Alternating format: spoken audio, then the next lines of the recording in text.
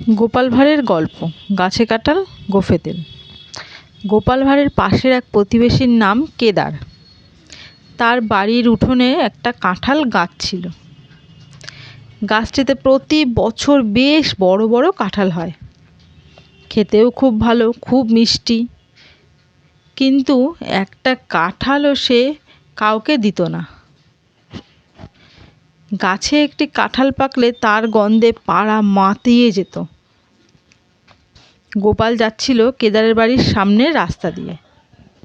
যেতে যেতে দেখলো কেদার দাওয়ায় বসে এক বাটি সর্ষের তেল নিয়ে গোঁফে বেশ করে মাখছে। তাই দেখে গোপাল জিজ্ঞেস করলে, কি হয়েছে কেদার ভায়া?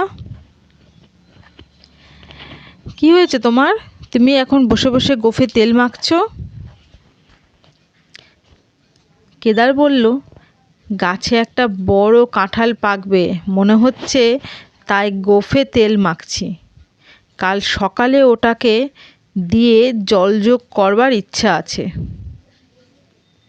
গোপাল বললে, একটু বেশি করে মেখে রাখো ভাই, তা না হলে গোঁফে আঠা জড়িয়ে যাবে তো। ভালো করে না মাখলে তেল যদি গোঁফে আঠা লাগে তাহলে তোমার ছাড়াতেও কষ্ট হবে, গোঁফটাই দেখা গেলে কেটে ফেলতে হলো।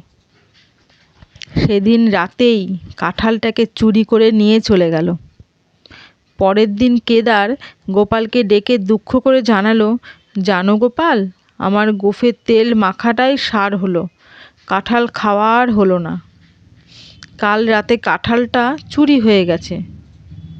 গোপাল ভীষণ দুঃখ প্রকাশ করে বলল, কি আর করবে দাদা, একেই বলে গাছে কাঁঠাল আর গোঁফে তেল।